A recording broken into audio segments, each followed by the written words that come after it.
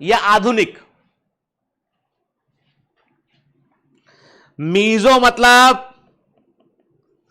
In middle, बीच में, कोई भी है बीच में, मीजो बीच में, मीजो फिल, मीजो कैरोटिक, ठीक है ना, है ना, मीजो मतलब इन मिडिल, बीच में, ठीक है, क्लियर।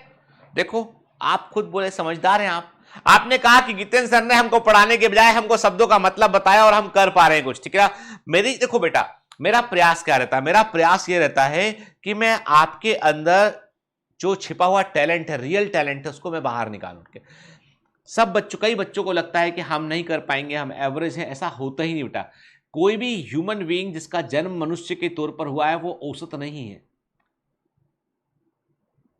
मेरे विदिशा में जहां मैं रहता था, मेरे घर के सामने जो है वो एक लड़का रहा करता था, छोटा बच्चा था उस समय, वो जब मैं मेडिकल कॉलेज में था, वो संजू, ठीक है, पढ़ा लिखा भी नहीं, पढ़ने में भी मन नहीं, दिन भर जाके जो है अपना वो कांच के कंचे आते थे ना, जमीन में बैठे कंचे खेलने का काम करना, वो गिल्ली डंडा खेलना, वो गांव में जो लोग खेलते हैं वो खेलना, क्रिकेट खेलना, दिन भर के कुछ बुरी आदतें भी लग गई, थोड़ा बहुत गुटखा वुटका भी खाने लगे, लेकिन he is a very sharp and very good driver. मतलब कोई भी व्हीकल, कोई भी गाड़ी दो, उसे बता दो उसका कि ये इसका गियर सिस्टम है, मतलब वो किसी भी व्हीकल को चला ले वो एकदम। मतलब कहने का मतलब ये है कि उसका जो जो दिमाग, मतलब कि आप इतना शार्प व्हीकल आप नहीं चला पाओ, इतना शार्प व्हीकल वो चला लेगा, कोई भी व्हीकल। क्या वो बुद्धिमान नहीं है? फिर एक मेरा परिचित था, मतलब जान पहचान ऐसी हो गई थी, मेरे पास एक ज़माने में फोर्ड आइकॉन गाड़ी हुआ करती थी, तो उसकी सर्विस के लिए कभी जाते थे तो वहाँ बैठ के, पहले क्या था, नए जब अपन यंग एज में कार मार खरीदते ना, तो कार की सर्विस होती, पहली दूसरी कार खरीदते ना, तो वो तो महंगी कार और पहली दूसरी, तो अपन बैठ के सामने सर्विस कराते, तो वो मैकेनिक था, उससे पहचान हो गई, 8वीं पास मुश्किल से वो भी। लेकिन साहब गाड़ी के इंजन की आवाज सुन के बता देगा कि सर इसका ये वाला पुर्जा गड़बड़ है, सर शांत रहिए, आवाज मत करो भाई, गाड़ी स्टार्ट कीजिए, कुछ नहीं सर, 500 रुपए काम है, हो जाएगा। क्या हुआ? अरे सर इसका ये वाला, अरे कुछ देख, ऐसे देख, कैसे कैसे बता रहे हो, अरे सर मैं बोल रहा हूं ना खोल के। गाड़ी की आवाज सुनकर बता देगा कि कौन सा कंपोनेंट गड़बड़ है। क्या वो बुद्धिमान नहीं है? ठीक है। एक किराने की दुकान थी भोपाल में, मीनाल रेसिडेंसी में रहा करते, मैं सच जीवन के सच्चे किस्से बता रहा हूं आपको, आप सुनिए बात को, ये समय बर्बादी नहीं, ये अंडरस्टैंडिंग है कि हम क्या सोचते हैं अपने बारे में।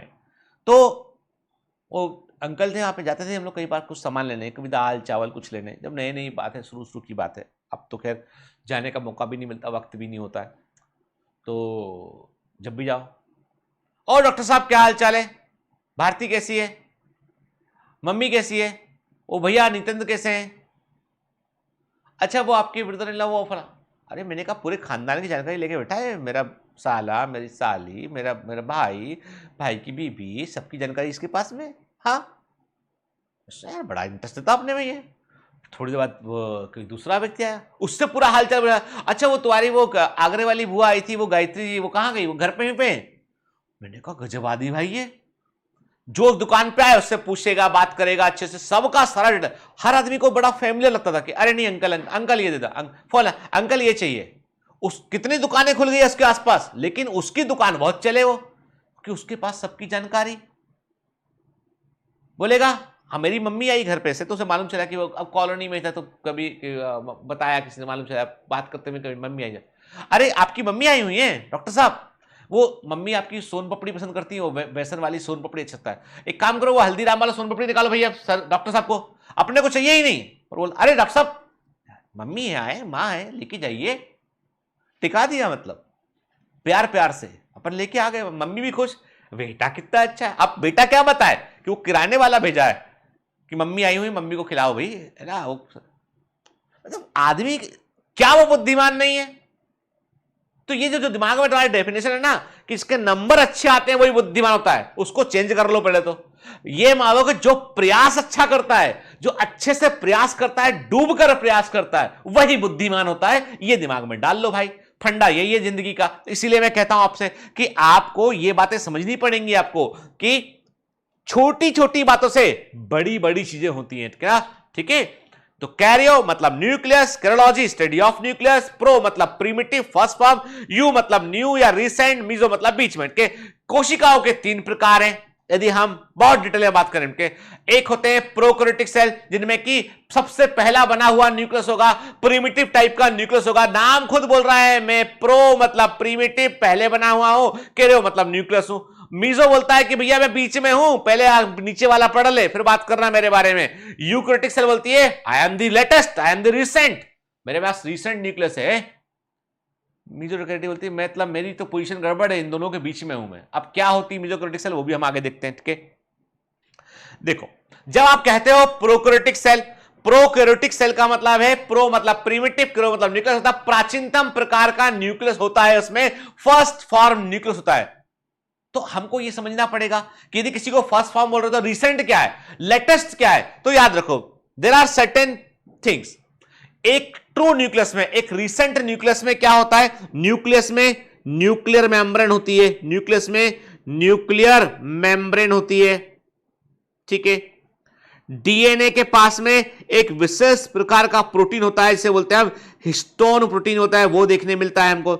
दो सबसे इंपॉर्टेंट कैरेक्टरिस्टिक है, यानी कोई भी न्यूक्लियस जिसमें कि डीएनए में हिस्टोन प्रोटीन है, न्यूक्लियस में न्यूक्लियर मेम्ब्रेन है, वो यूकैरियोटिक सेल का न्यूक्लियस है, वो ट्रू न्यूक्लियस है, वो ट्रू न्यूक्लियस है, एडवांस न्यूक्लियस है, यूकैरियोटिक सेल का न्यूक्लियस है।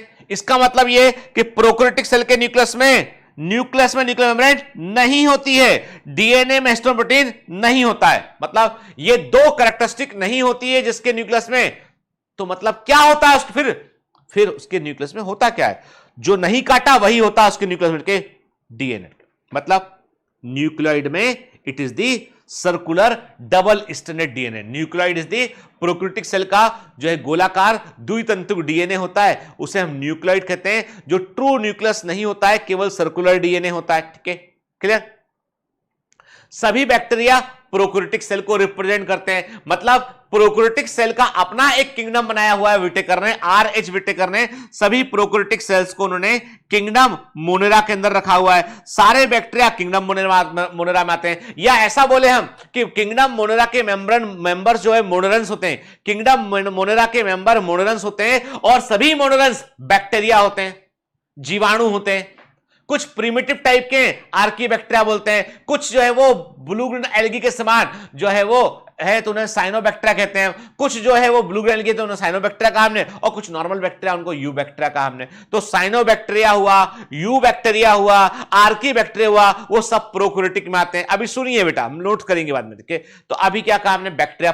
तो मतलब कोई पूछता आपसे कि प्रीमिटिव प्रकार के न्यूक्लियस में क्या नहीं होता है, फर्स्ट फॉर्म न्यूक्लियस में क्या नहीं होता है, तो न्यूक्लियस में न्यूक्लियर मेम्ब्रेन नहीं होती है, डीएनए में हिस्टोन प्रोटीन नहीं होता है। ठीक है, क्लियर। तो हम ऐसा बोलते हैं, हम कहते हैं कि फंडामेंटली हम नाभिक के आधार पर, न्यूक्लियस के आधार पर दो प्रकार की सेल देखते हैं, प्रोकैरियोटिक सेल और यूकैरियोटिक सेल। आप बोलोगे सर वो मीजोकैरियोटिक को क्यों भूल गए आप, क्योंकि मीजोकैरियोटिक सेल में एक बीच का कैरेक्टर है। मीजोकैरियोटिक सेल में न्यूक्लियस में न्यूक्लियर मेम्ब्रेन होती है, मीजोकैरियोटिक सेल में न्यूक्लियस में न्यूक्लियर मेम्ब्रेन होती है, पर डीएनए में हिस्टोन प्रोटीन नहीं होता है, इसलिए इनको मीजोकैरियोटिक सेल कहते हैं। लेकिन जब माइक्रोस्कोप से देखोगे तो वो आपको यूकैरियोटिक के समान ही दिखाई पड़ेंगी, क्योंकि आप उसमें न्यूक्लियर मेम्ब्रेन को देख रहे होगे आप। ठीक है, तो मीजोकैरियोटिक सेल में न्यूक्लियस में न्यूक्लियर मेम्ब्रेन होती है, पर डीएनए में हिस्टोन प्रोटीन नहीं होता है। ठीक है, केवल एकमात्र ऑर्गेनिज्म जो मीजोकैरियोटिक हैं वो हैं डाइनोफ्लैजिलेट एल्गी के, एकमात्र ऑर्गेनिज्म जो मीजोकैरियोटिक कहे जाते हैं वो हैं डाइनोफ्लैजिलेट एल्गी। यही एकमात्र जीव हैं जो मीजोकैरियोटिक कहे जाते हैं। अदरवाइज सभी जीव जो है तो प्रोकैरियोटिक है या यूकैरियोटिक के। प्रोकैरियोटिक सभी बैक्टीरिया होते हैं, मोनेरंस कहलाते हैं के, और यूकैरियोटिक सेल जो होती है उनको 4 किंगडम में बांटा हमने। कहां पे, सिंगल सेल्ड यूकैरियोटिक है kingdom protista, multi sailed photosynthetic है प्लांटी में है, मल्टी सेल्ड हेटेरोट्रॉफ और एब्जॉर्प्टिव मोड ऑफ न्यूट्रिशन है, अवशोषी प्रकार का पोषण है, भोजन को बाहर पचा के उसको जो है वो एब्जॉर्ब करती है, फंजाई है।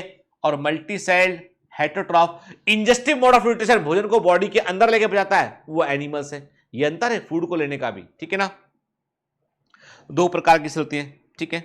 देखो, प्रोकैरियोटिक सेल का मतलब क्या?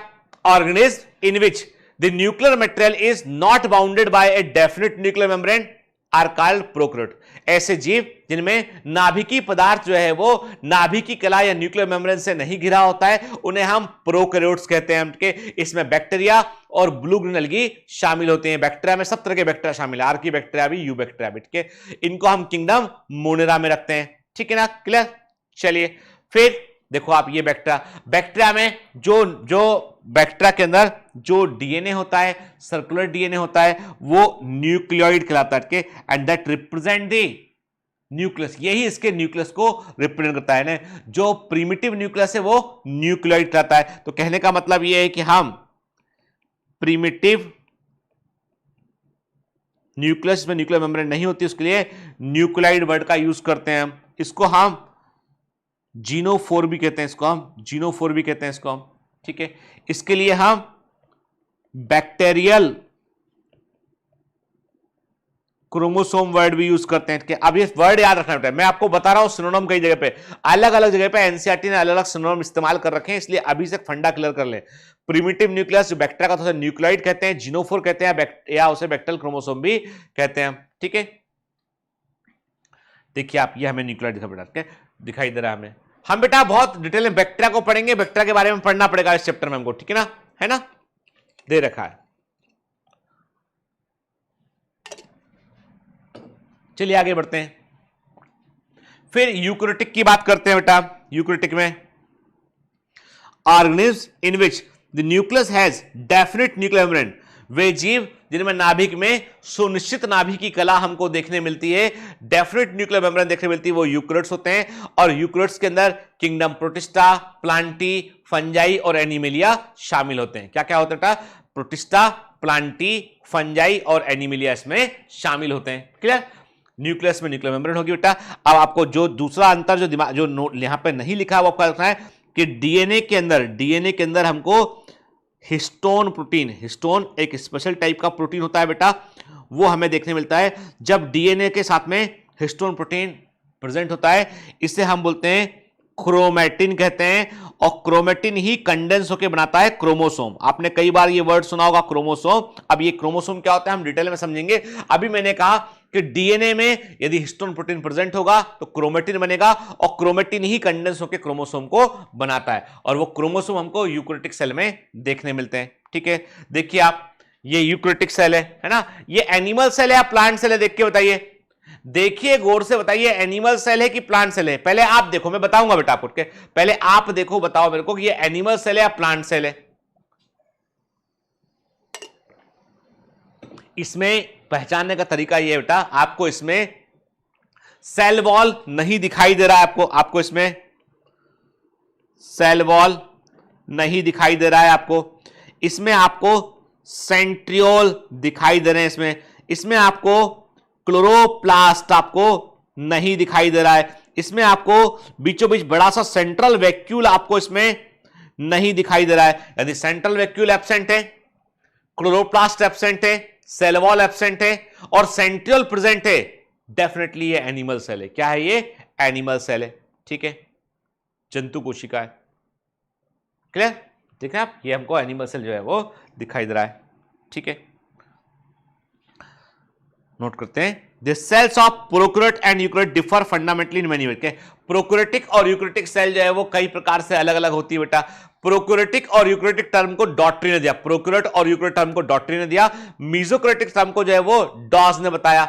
मेसोकैरियोटिक में क्या होता है, न्यूक्लियस में न्यूक्लियर मेम्ब्रेन पाई जाती है, लेकिन हिस्टोन प्रोटीन डीएनए में नहीं होता है, जो कि क्रोमोसोम के निर्माण के लिए जरूरी होता है। अभी देखा हमने।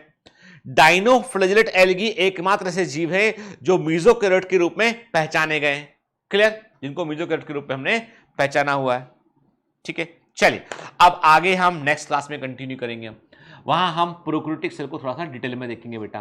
तो यहां से शुरू होता है, देखो अब ये चैप्टर तो cell the unit of life है, लेकिन यहां पर शुरू हो जाता है साथ में इसी चैप्टर में, क्योंकि एनसीईआरटी ने जो बुक लिखी उसमें उन्होंने क्या क्या मल्टीपल पोर्शन को एक जगह पे डाल दिया उन्होंने। तो यहां से हमारा बैक्टीरियोलॉजी वाला हिस्सा शुरू होता है कि बैक्टीरियल सेल के अंदर क्या होता है, बैक्टीरियल सेल वॉल कैसी होती है, बैक्टीरिया के राइबोसोम कैसे होते हैं, बैक्टीरिया के अंदर जो है वो सेल इंक्लूजन किस तरह का होता है, बैक्टीरिया का न्यूक्लियट क्या होता है, बैक्टीरिया के प्लाज्मिड क्या होते हैं वो सब समझने पड़ेंगे।